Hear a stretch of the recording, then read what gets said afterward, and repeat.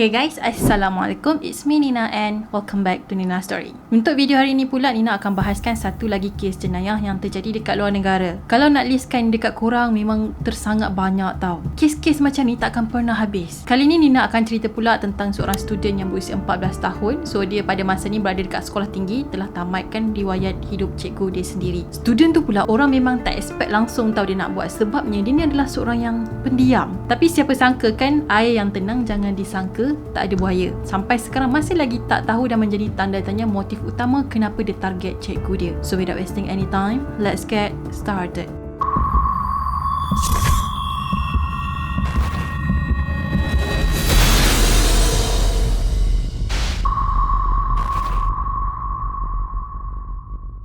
Kejadian ni dah terjadi 9 tahun yang lepas, iaitu pada 22 Oktober tahun 2013 di Amerika. Jadi ada seorang cikgu yang masih lagi muda telah dibunuh oleh student dia sendiri dekat sekolah tempat dia mengajar. Cikgu tadi bernama Colin, baru berusia 24 tahun dan mengajar subjek matematik. Tahun 2013 tu merupakan tahun kedua cikgu tu mengajar dekat sekolah tadi. Dia digambarkan sebagai seorang guru yang sangat committed dan sanggup ajar student dia lebih masa sekiranya student dia tu ada masalah dalam pembelajaran. Boleh dikatakan cikgu-cikgu lain dan juga semua student dekat situ sukakan cikgu Colin, sebabnya dia dianggap seorang cikgu yang sangat baik dan sanggup berkorban masa demi masa depan students dia. So kalau ada students yang lambat catch up dalam subjek matematik, diorang akan cari Colin lah untuk dijadikan sebagai rujukan. Biasanya Colin ni dia akan buat kelas tambahan khas untuk pelajar-pelajar yang bermasalah tadi. So biasanya kelas tambahan ni dia akan buat selepas waktu sekolah. Salah seorang student Colin bernama Philip yang berusia 14 tahun telah dituduh atas kesalahan membunuh dan juga merogol Colin. And then jasad Colin tadi tu telah dibuang ke dalam hutan berdekatan dengan sekolah diorang. Philip ni sebenarnya salah seorang atlet dekat sekolah dia. Jadi dia terlibat dalam pasukan bola sepak, tapi dia ni masih lagi junior. Even dia junior dalam tim pasukan bola sepak dia tadi, sebenarnya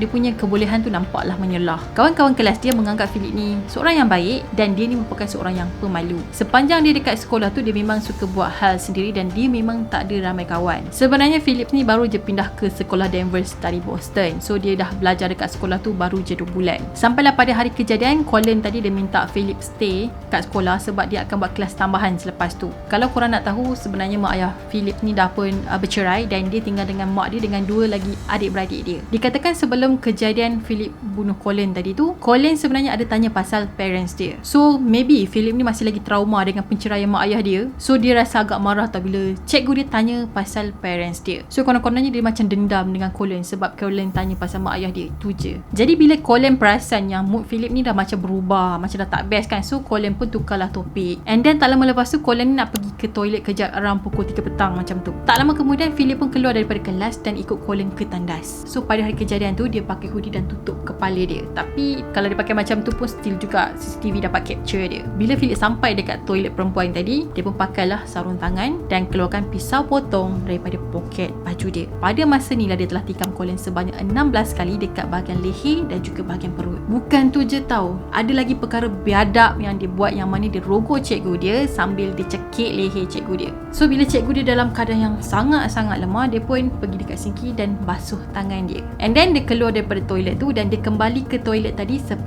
minit kemudian. Sebab Philip terfikir pada masa tu, kalau ditinggalkan cikgu dia dekat tandas tadi, nanti bila orang masuk ke tandas tu orang akan tahu. So dia pun patah balik ke toilet tadi, tapi dia tukar pakaian yang lain dan dia bawa satu tong sampah yang besar tu yang ada roda dekat bawah. Pada masa ni keadaan Colin dah pun lembik sebabkan dia ni dah cedera teruk. So tong sampah tadi tu Philip bawa ke tandas tadi di mana dia tinggalkan cikgu dia, dan dia angkat cikgu dia dimasukkan ke dalam tong sampah tu.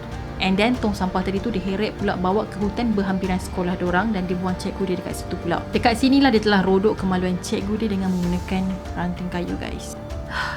Serius, psycho gila budak ni. Lepas dia dah puas hati apa semua, dia pun tinggallah satu note yang mana note tadi tu mengatakan, saya benci kamu semua. Dan dia telah meninggalkan cikgu dia yang berada dalam kesakitan yang teramat sangat. Disebabkan Colin ni dah tak dapat bertahan, akhirnya dia pun meninggal. Family Colin mula risau dengan Colin bila Colin tak balik ke rumah, dan bila diorang call dia pun Colin tak jawab. Kemudian dia telah dilaporkan hilang dan Philip juga telah menghilangkan diri dia. So pada hari yang sama, polis dapat 2 report orang hilang dari sekolah yang sama, iaitu seorang cikgu dan seorang student. Polis pun buatlah siasatan dan diorang ke tempat kejadian dan diorang jumpa darah yang banyak dekat toilet perempuan. Diorang pun check lah CCTV nak tahu siapa yang buat dan rupa-rupanya Philip yang buat semua ni. Motif kenapa Philip telah jadikan Colin sebagai target dia masih lagi menjadi tanda tanya sampai sekarang. Tapi apa yang polis dapat kenal pasti adalah semua yang terjadi ni adalah terancang. Philip memang dah rancang benda ni. Kemudian jasad Colin pun telah dijumpai dekat hutan dan telah dibawa ke hospital untuk buat postmortem. Siasatan polis telah menunjukkan Philip memang merancang semua ni sebabnya dia orang jumpa beberapa helai pakaian yang dia dah bawa dalam beg dia. Lepas tu pisau potong dan juga topeng muka ke sekolah pada hari kejadian.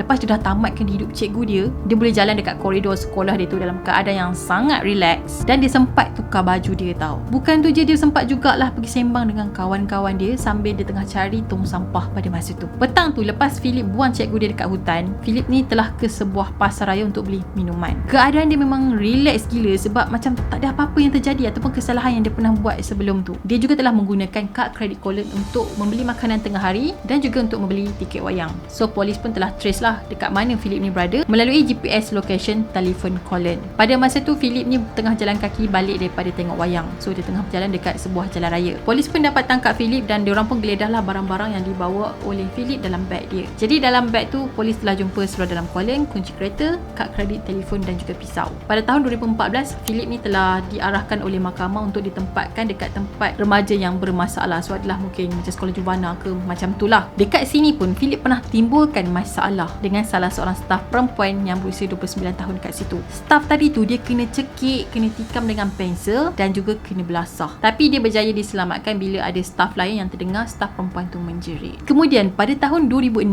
Philip telah dihadapkan ke mahkamah sebagai orang yang dewasa. Dalam perbicaraan tu dia tak mengaku dia bersalah. Dia kata semasa kejadian tu terjadi di luar waras dia. Peguam bela dia sendiri pun kata yang mental si Philip ni tak stabil dan dia berhalusinasi. Perkara ni dibuktikan lagi bila ada seorang pakar sekretari mengatakan Philip ni berhalusinasi dan dengar suara pada hari kejadian. Tapi mahkamah tolak sebab diorang kata apa yang terjadi pada hari kejadian tu telah dirancang. Lagipun Philip juga ada mencuri barang-barang Colin dan diguna. Kemudian Philip ni telah didapati bersalah peringkat pertama dan telah dijatuhkan hukuman penjara selama 25 tahun. Dia juga telah dikenakan penjara selama 40 tahun atas kesalahan merogol dan juga merompak. Dia boleh submit rayuan untuk pembebasan bersyarat tapi dia kena tunggu umur dia 57 tahun. Itu pun kalau pihak mahkamah setuju untuk bebaskan dia. Kalau tak, dia duduklah dalam penjara. Alright guys, itu sajalah perkongsian untuk hari ni. Tapi yang menjadi tanda tanya sampai sekarang, kenapa dia target cikgu dia? Macam tu. Bila disoal siasat, dia tak jawab. Apa yang dia kata, dia buat semua tu di luar waras dia, di luar mental dia. Dia berhalusinasi dengan suara. Tapi kalau orang yang berhalusinasi dengar suara-suara pelik-pelik ni kan, adakah korang rasa dia akan buat secara terancang benda tu? Nina tak pasti, tapi apa yang mahkamah tetapkan dan jatuhkan dekat dia, semua yang terjadi tu adalah terancang. Cuma tak tahu kenapa dia target cikgu dia. Apa yang Nina baca juga, dia pernah jugalah jadi mangsa bully student yang lain. Tapi yalah, kalau kena bullying orang lain pun takkanlah dia nak target cikgu dia. Cikgu dia just tanya pasal parents dia je kan, nak itu je. Tapi dia emo sangat and then dia target cikgu dia. Memang psycho tu budak ni. Okay guys, itu sajalah perkongsian Nina. Nina harap korang suka dengan video yang Nina kongsikan pada hari ni. Terima kasih kepada korang yang dah DM Nina, yang tag Nina dekat TikTok apa semua untuk kongsikan cerita-cerita yang menarik. Dan korang jangan give up untuk tag Nina dekat TikTok, DM Nina cerita-cerita yang menarik. Sebab Nina bacalah DM korang, tag korang tu. Nina tengok okay, cerita ni menarik, Nina akan share. Jadi kalau ada cerita yang menarik lagi yang korang nak kongsikan dekat Nina, korang boleh komen dekat bawah. Ataupun korang jumpa dekat TikTok, korang nak tag Nina, boleh je dipersilakan. So macam mana nak tag Nina, korang jangan lupa untuk follow Nina di Instagram dan juga TikTok. Dan kita akan jumpa lagi in next video. Bye. Assalamualaikum.